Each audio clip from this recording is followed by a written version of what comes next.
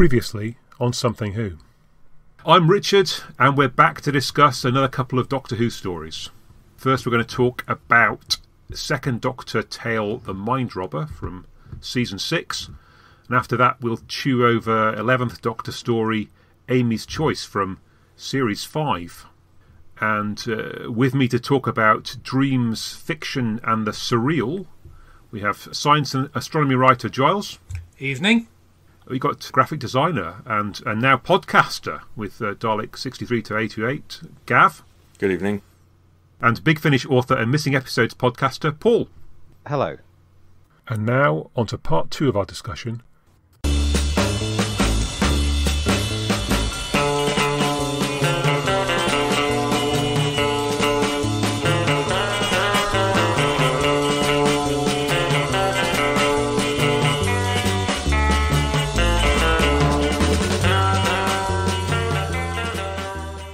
So, next up, Amy's Choice, written by Simon Nye and directed by Catherine Morshead, I don't know.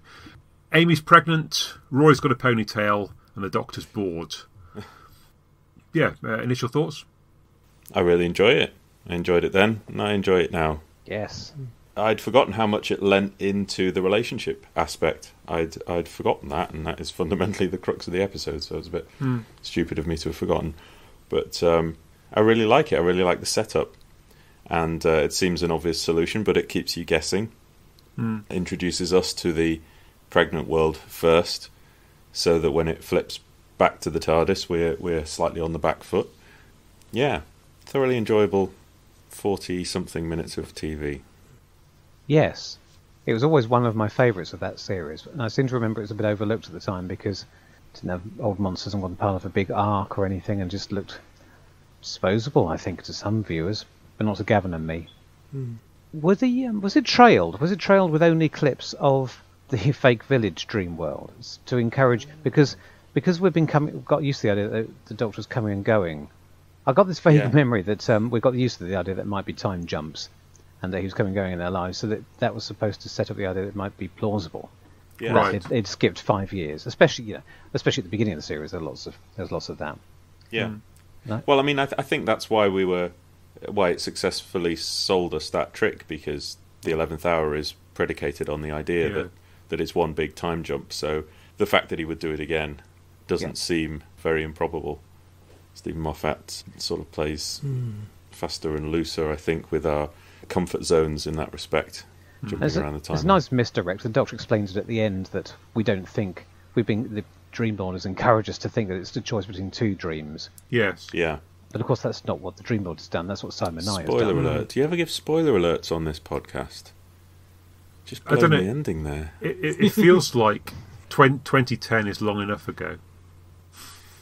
I've probably broken the etiquette of discussing old stories. No matter how old they are, you're still supposed to go through them methodically rather than make your first discussion point the climax. But I don't care. Well, that's how everyone else does it.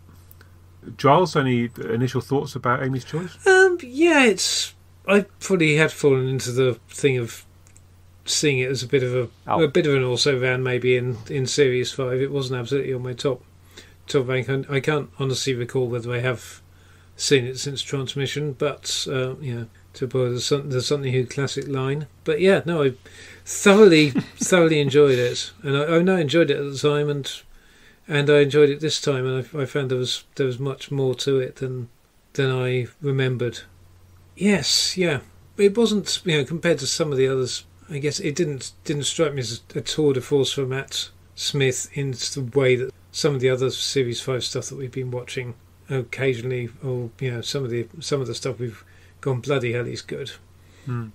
It didn't absolutely leap out at me in that regard on this one, but which isn't to say he's not perfectly good, but it's just didn't strike me as an absolutely outstanding performance. But yeah, Toby Jones is fantastic, of course.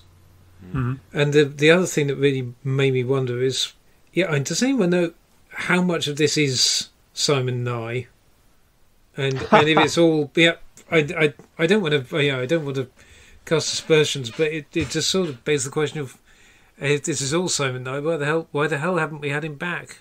Because I've never heard anything either way, but it doesn't feel like him, and he's never written anything else like this since. I suppose there's sitcom-y elements to it, aren't there? There's certain bits that could be.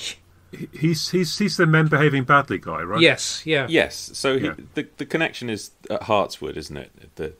Yes, because it was a Bell Virtue production. Yeah. Right. So sorry, I shouldn't call.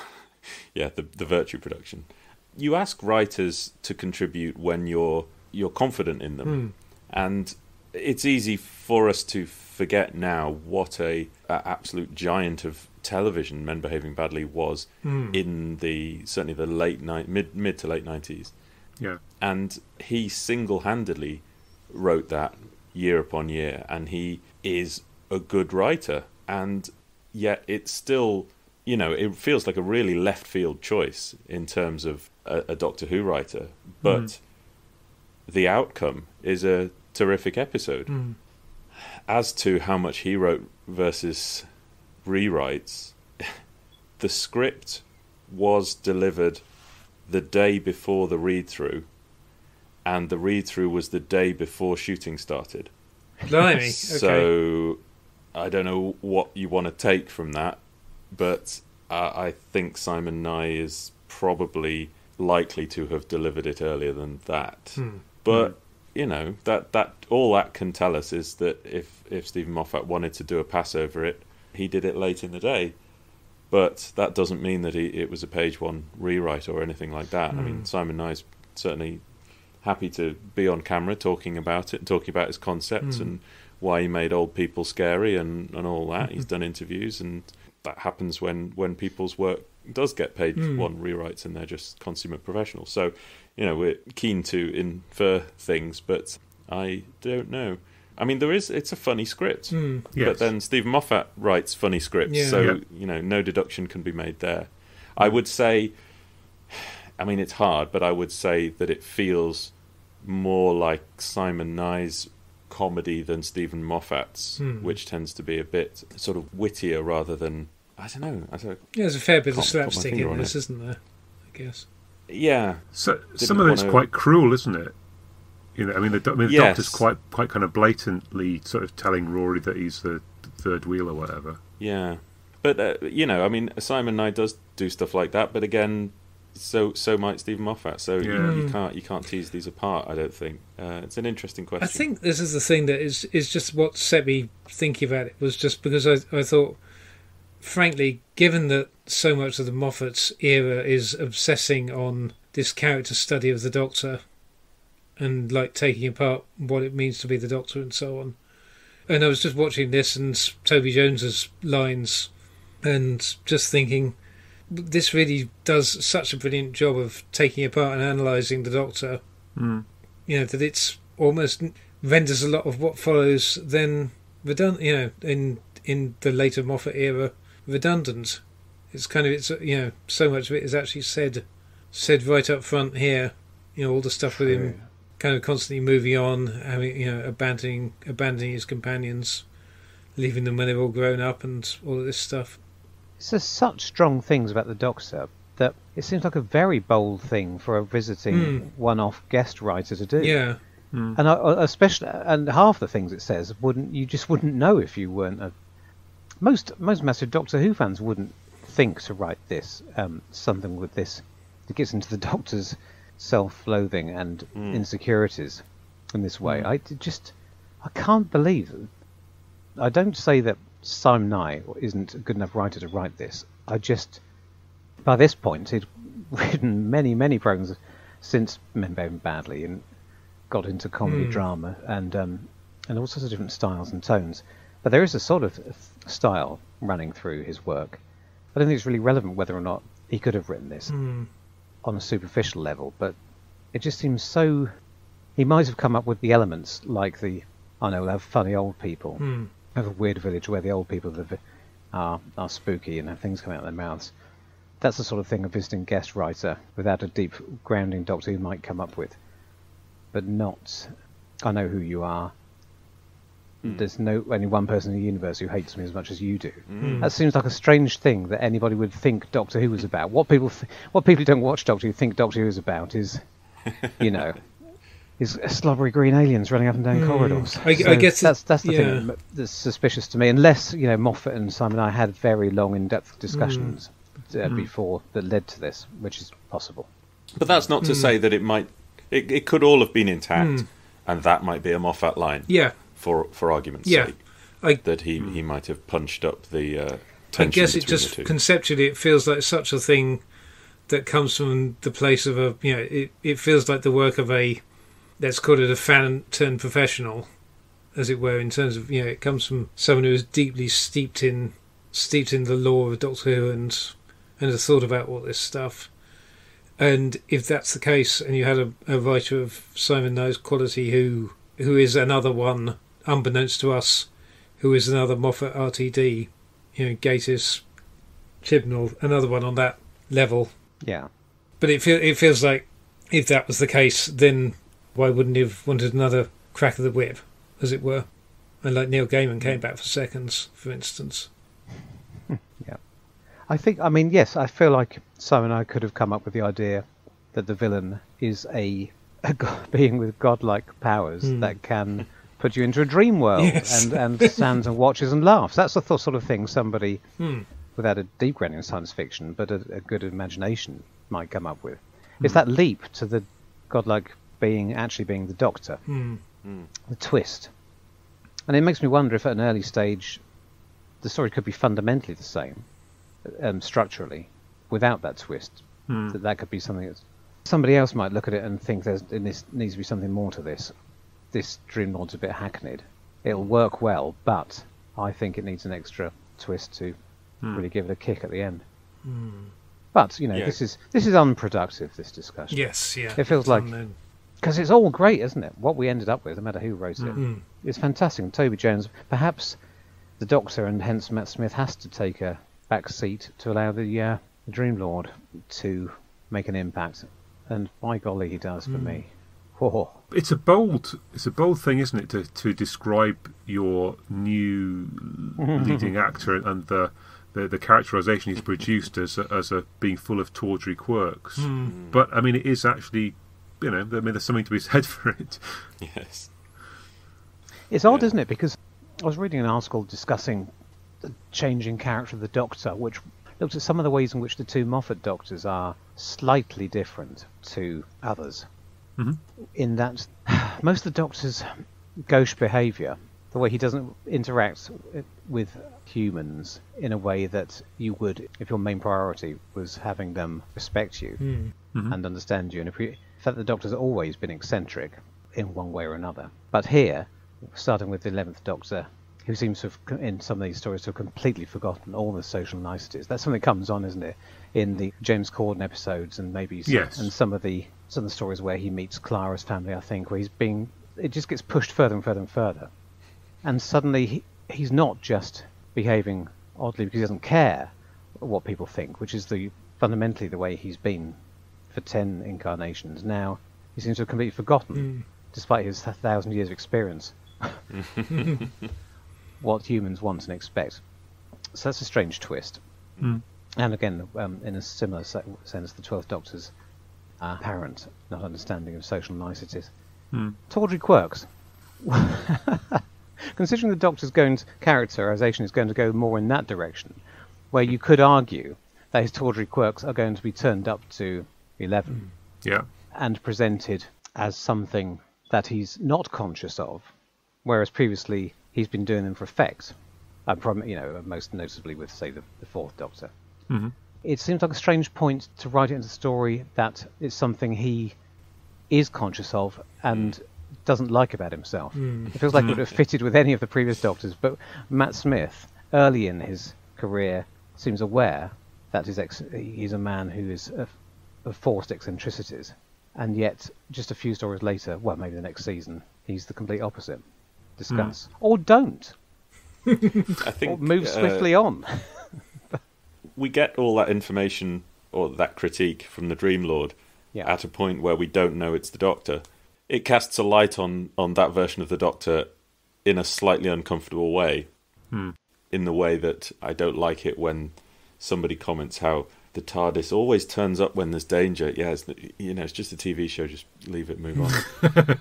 Don't comment on the format of the program in universe. It's really uncomfortable. Yep, it's dangerous. But then when the Dream Lord turns out to be the Doctor, that makes it even weirder, as you say, because we then know that not only is that a critique of the interpretation of that Doctor by that actor and production department, costume department, etc., but it's in an in-universe sense. As you say, the Doctor has chosen to be all those things, and how are we meant to feel about that? Confused is the answer. Yeah, all affectation, all self-aware, all he knows that he looks like a nutty professor and is being weird. It's a strange. It only works if it really is at a subconscious level, and he never thought that before consciously, and he never does again. And it's. I still think that's slightly odd, even for a human. But maybe Time Lord brains are so devious that it's plausible that he thinks this on some level that is so completely hidden, buried. And it's nice that in that scene, the Dream Lord is basically wearing the Doctor's costume. Yes, which is a neat little thing. He's got a tweed jacket and a bow tie on, and it's a nice little foreshadowing. I think it's quite clever that they set this idea very firmly, very quickly, that one of these scenarios is a dream and the other one isn't, because the thing that keeps you guessing is not so much that either of the scenarios seems more real, but I suppose the fact that whenever you sort of start to feel that one of them must obviously be the dream, then the other one gets more bizarre, and you think, oh, actually, I'm not sure I believe in that one either. And if you had the sense that actually they both could be dreams from the very outset, then that would be a sort of fairly obvious conclusion to draw. Nope, it's very cleverly balanced, isn't it? And yeah, they don't cheat. When the scales start to shift back towards possibly the TARDIS scenes being fake, and there's a discussion about the fact the science makes no sense, and you can't have a cold sun or whatever. I guess it's thrown in for people like Giles and Gav, but you might be looking. No, we've been asked to accept moon eggs, so cold suns. Not yet. We've had a sentient sun, haven't we? But I know that's not. Yeah. So it's endothermic, presumably. But I mean, I don't know what kind of endothermic reaction would give you light but no heat. It doesn't cheat, does it? Because in any other era, we'd think the village stuff can't be true because we've gone forward 5 years, and that doesn't happen in Doctor Who. But now it does. So that suddenly that's on. The TARDIS scenes feel much more real, but then they throw in some bollocks science and they hang a lantern on it. This science appears to be bollocks, Doctor. Is it real? I don't know, just because I haven't seen. So I don't insult your intelligence. Don't try and cheat. And the fact that they appear at one back in the village again when the alien threads are revealed. Doctor runs through a list of reasons why this seems like the typical sort of thing that would happen to him in the TV series. In his life. So it really stays just the right sense of knowing, discussing the format. I think it's very cleverly written. Yeah, I mean, I'm going to slightly contradict myself. I don't object to that in a knowing and amusing way. I worry about it when writers feel that the concept of the show has to be justified or explained in any serious way. But yes, a nod and a wink. I mean, like the end of the cold open is a perfect example, because he says something like, this is going to be a tricky one, virtually to the camera, and smiles, and then straight into the title sequence. And I think that's great. I like that. I'm happy with that. The reason I think this is fantastic is because it does everything well. I mean, it's not actually one of the funniest stories, oddly enough. There are many that have better jokes, but it's very witty, very sharp. The dialogue is extremely sharp. And I think it also justified and paid off the love triangle thing, which I wasn't particularly keen on. I was thinking yet again, watching it, whether or not that's just me being squeamish and old school and icky, don't want romance and Doctor, or whether it's a perfectly justifiable scenario, because, the new series, more real, the companions would fancy these Doctors that we're presented with. It was more fake back in the old series when they didn't. Of course, they'd be absolutely fascinated by this man. And now I suppose this is the next step. That companion who had a love life already had a boyfriend, like a real person would. Unlike your typical Doctor Who companion who has no family or love interest or they're anything. They're all orphans. And of course, this is the next logical step. How could anybody else live up to this? So yeah, it is well worth discussing. I think it was probably was it the bit that was tacked on to the end of one story? Is it the end of the vampire story where Amy jumps on the Doctor? No, it's that's the end of the Angels. That's the end of the Angels. Oh God, is it? Yeah. I think it's just that one tiny little bit that spoiled it all for me. Yes. No. But watching this out of context, it seems like a very valid subject to explore, and it does it extremely nicely, and it's very moving. I love the bit where Amy asks the Doctor, "What is the point of you?" That's a very fair question, but it breaks my heart. I think the reason that they could lean into it more heavily and it not be too uncomfortable was because the Doctor was essentially he took a back seat in that love triangle, in that it's all about Amy's fixation on him. Yes, of course.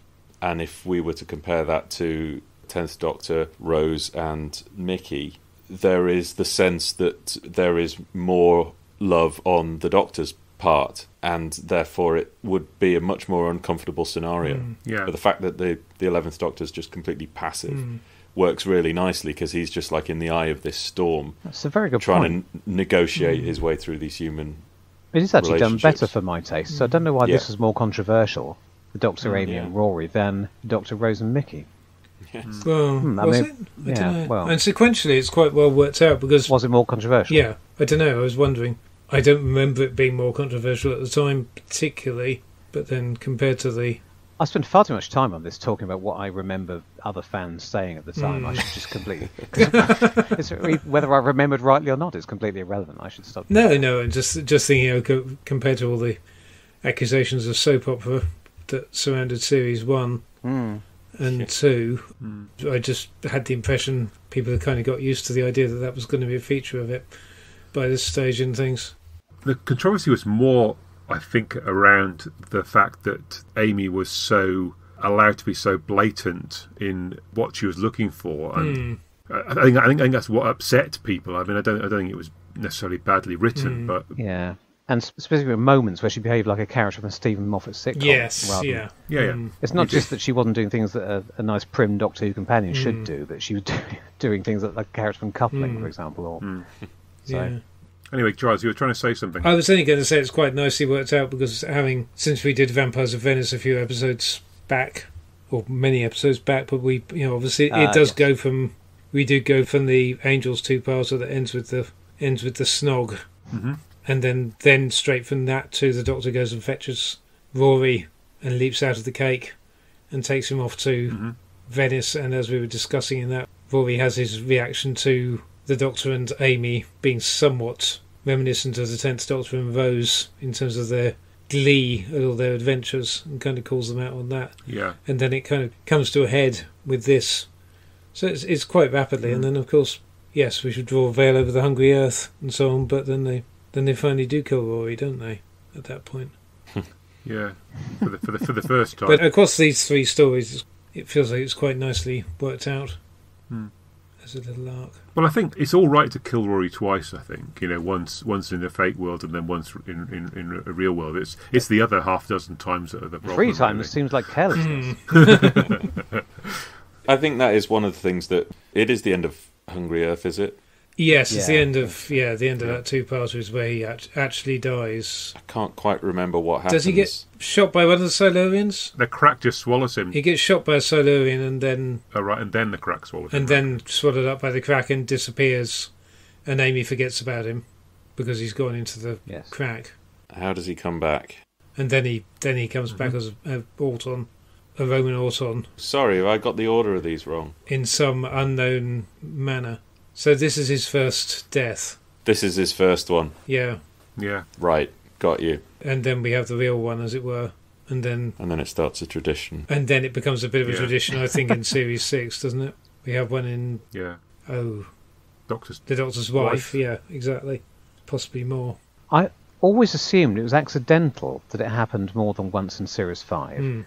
And that nobody sort of noticed it, or if they did, they hoped that the audience wouldn't pick up on it, and then the audience did pick up on it, and it became a thing and a meme, and then it got written into the narrative in Series 6. That's kind of how it felt to me at the time, but Who knows? I really liked the direction on this. I thought it was really well done. Particularly, it managed to feel like two different. The shift of locations is one thing, but the TARDIS stuff, there's an awful lot of TARDIS stuff, and it's handled. It seems to be handled very well, considering that, as I understand it, the Series 5 TARDIS was pretty notoriously difficult to shoot on. I believe, with all these reflections. Because it was shiny. Just checking you meant because it was shiny, not because it was so big. There's an embarrassment of choices of angles. And then the location stuff is great, and I really like all the handhelds. Camera work gives it a nice dynamic feel, and it actually feels like you're getting a decent. It feels like that story gets a decent crack at the whip as being a siege story, alien invasion story in its own little right. And okay, it's not there to doesn't have to hold the whole thing together, but it feels it's a convincing enough reconstruction of what a traditional Doctor Who story would be like. That again, it remains plausible. Now you certainly couldn't do what I'm about to suggest in 45 minutes, and it may not be as good as this anyway, but an alternative version is where they were able to present two pastiche Doctor Who stories to choose between which is the fake and which is the real, rather than here, one pastiche and one, which is by default is assumed to be the real one, because why would you set a story in a, this is real, this is like the bit between the stories, if you see what I mean. Yeah. It's off stage. Well, when we get the Dream Lord back, which we will, when I have anything to do with it, which means we won't. Once you've muscled RTD out of the way. Yeah. Toby Jones was a big piece of casting at this point. He was in, what was it called? The play What I Wrote, I think. He was the thing that was in the West End. Oh, the Morecambe Wise, yes. It was like it was sort of a Morecambe Wise thing, although it wasn't really. And I think he sort of emerged from the audience towards the end of that, or in the middle of it, or so he was the critic or something. Oh, right. That's certainly where I first came across him. It was a Kenneth Branagh thing, wasn't it? He was involved somehow. Did he direct it? Possibly. And after this, he would go on to be a really big name, of course, going on to do the Marvel films and the Jurassic World. Yeah, he was really at the start of his he was at the start off into becoming a Hollywood legend. Yeah. It would have been a really big coup if they'd got him some years later. Yeah. That was seamless, wasn't it? Absolutely. Hey.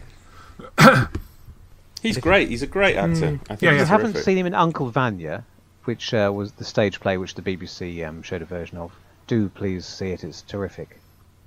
So I was watching this at one point, and I was beginning to say to myself, have I mucked this up? Because, I mean, essentially the Mind Robber is about the world of fiction. Right. And this is about dreams. But I think... Yeah, I did spot that.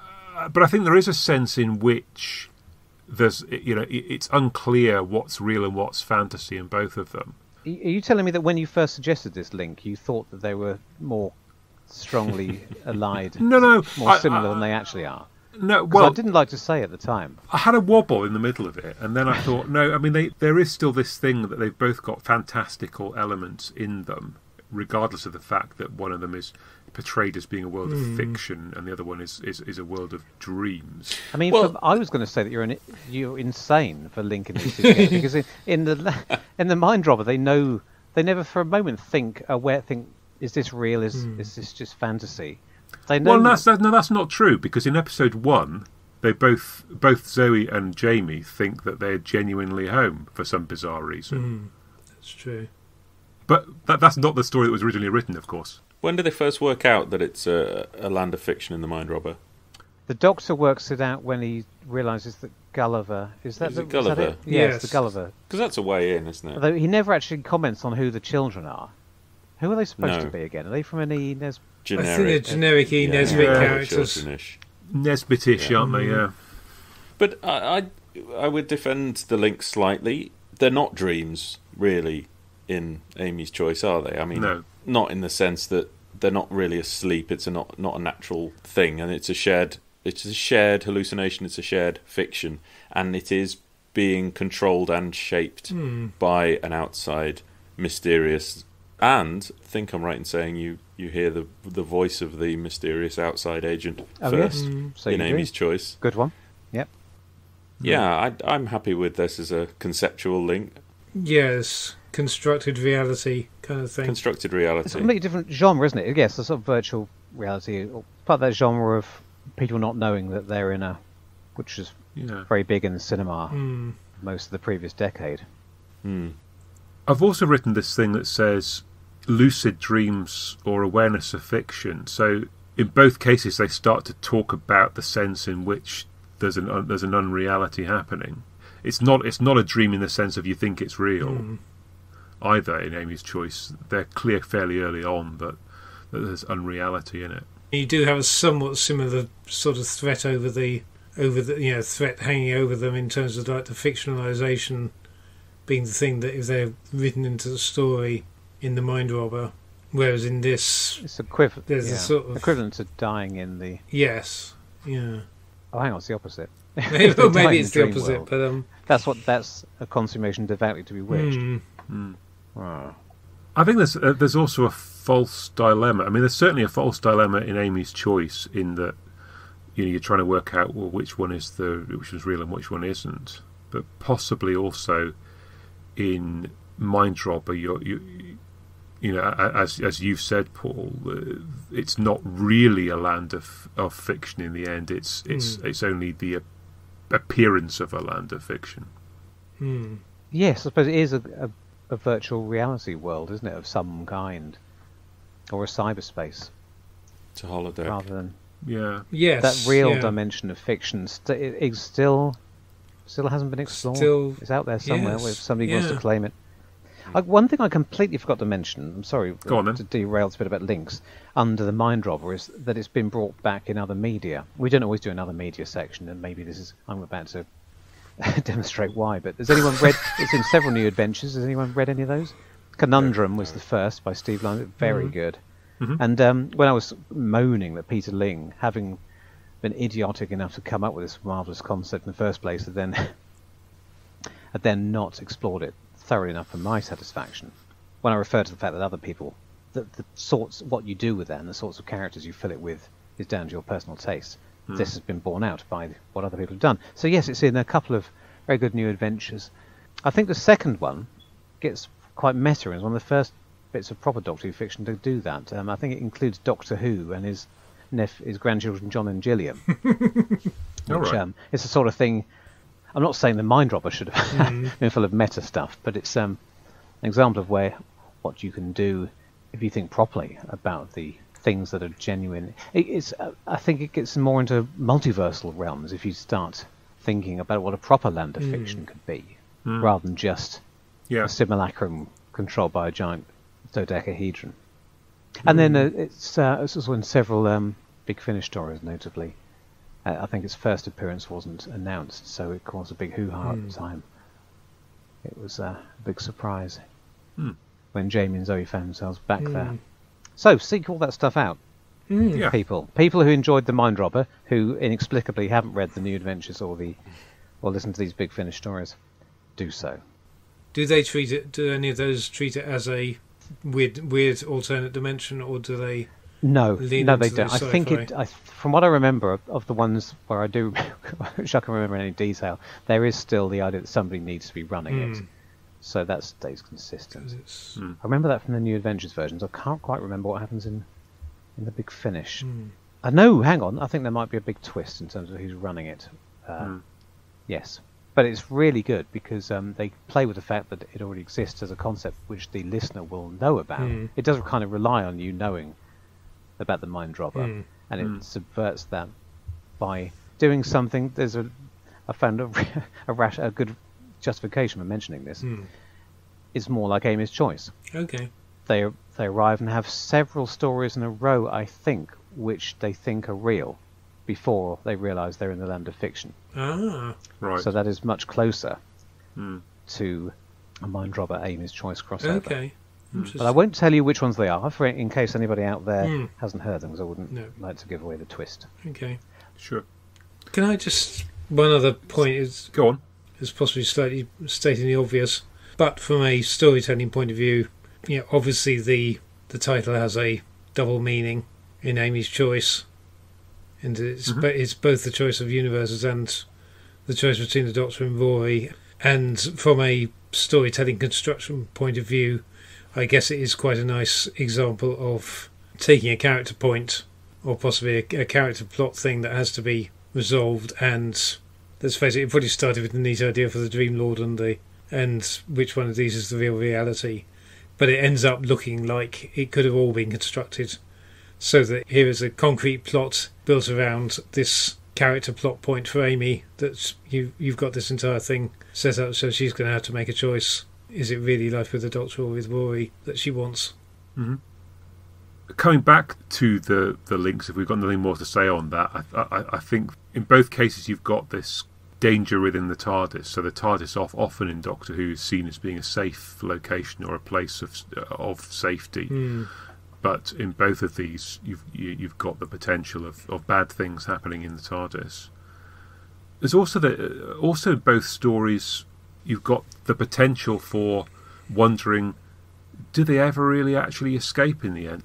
I mean, clearly with Amy's choice, there's an explanation given for how everything has happened and how everything could be all right again with the pollen.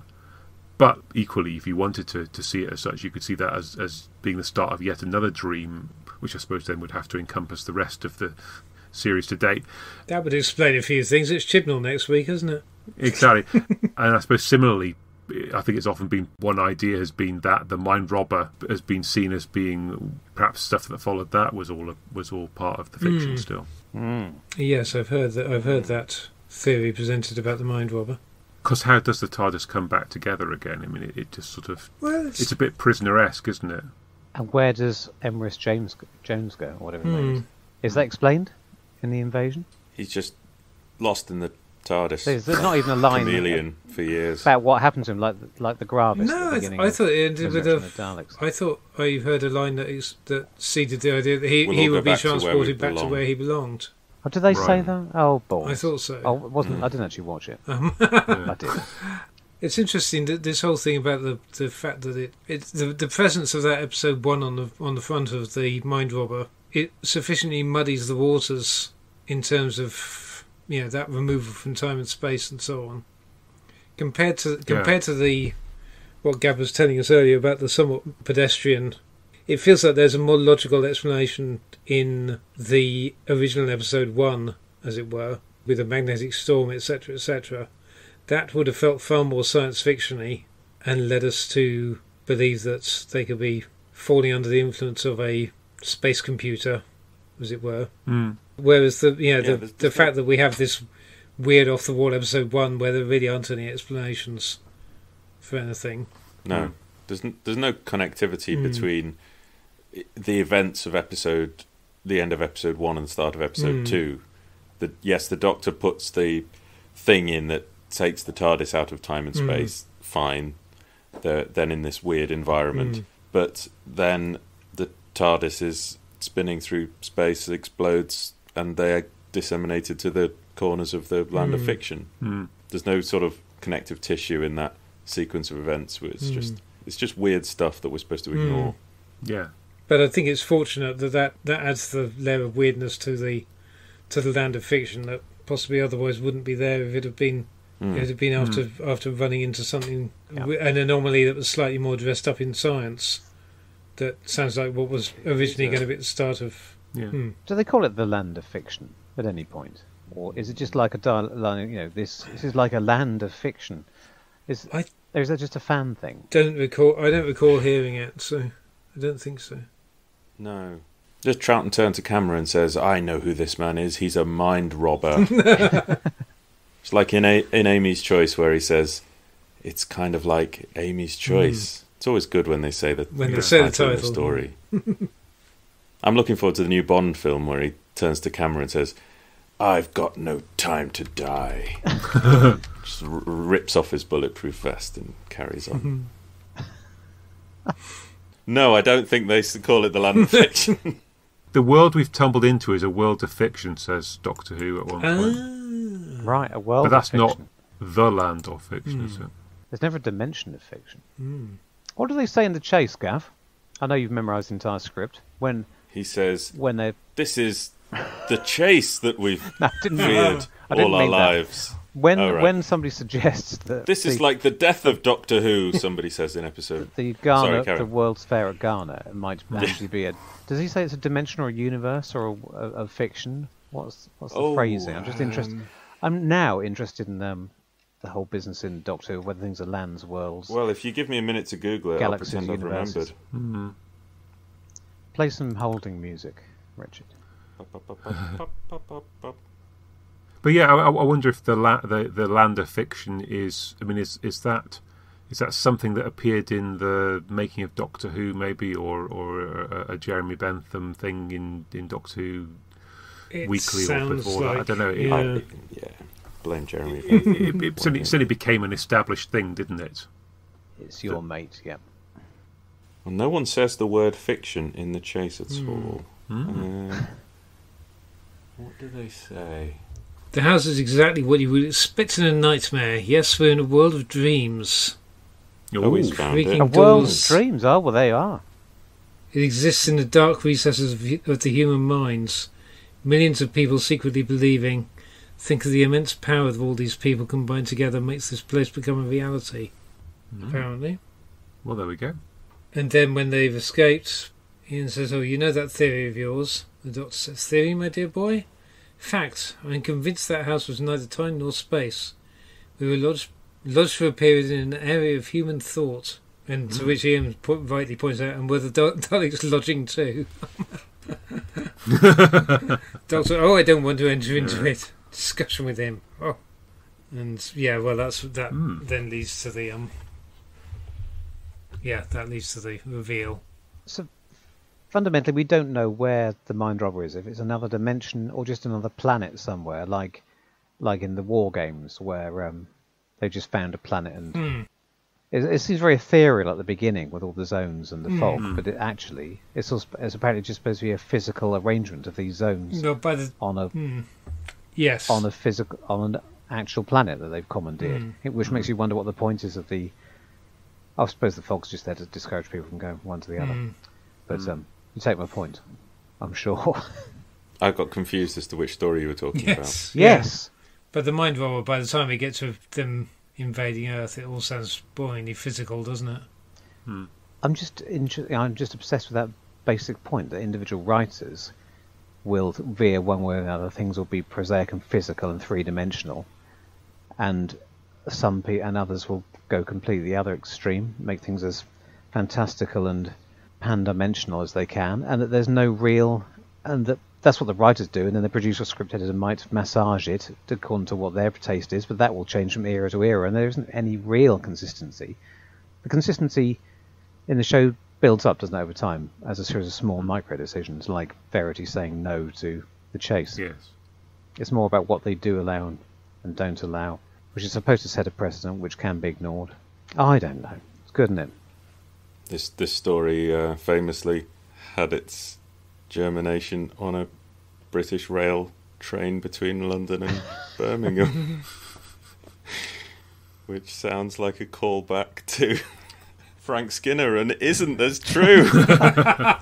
That's where they came up with the idea for the story. I assumed that's where you were going. Yeah, no, I was hoping you would, but that is 100% true. Right.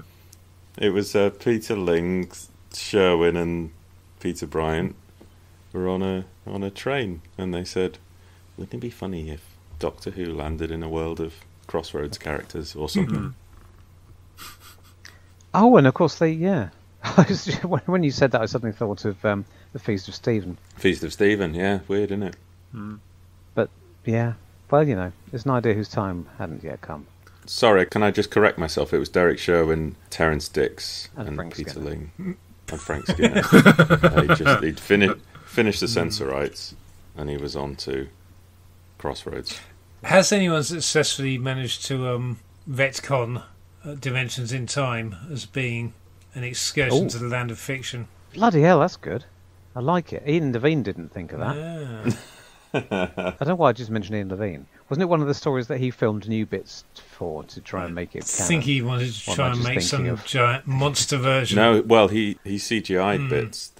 I presume I'm not supposed to have seen it, but there's a bit with Colin Baker and the Brigadier have a chat in the helicopter, and it's all CGI on their way to the Greenwich Mean. Are they CGI? The Doctor and the Brigadier with CGI voices? They're CGI. I think the voices are Paul Jones. Impersonators. Yes, I think it's impersonators. Hi, Paul. Yes. Well, what a great idea. I've suddenly changed my thoughts on Dimension of Time completely, and now I think it should be canon. if we can get Emrys Jones back to top and tail it. That sounds rude. I think we've got to be pretty much running on empty like now. I mean, like the rest of the country. Of course. I think so. Hey. So I think perhaps it's time to draw a veil. I mean, thanks to our listeners for listening to our thoughts and musings on these two stories. Do feel free to get in touch with us to tell us that we're completely wrong, as some of you are wont to do. Please, we do enjoy, I guess, hearing what you think about what we have to say, and if you feel moved to review this podcast, particularly if you're moved to review it in a positive way, that would be great and help us to spread the word a little further. That's something good that you could do for us. We'll be back, no doubt, in the next month or so with another couple of stories to discuss, and in the meantime, thanks for listening, and goodbye from me. And no doubt them too. Bye. Bye.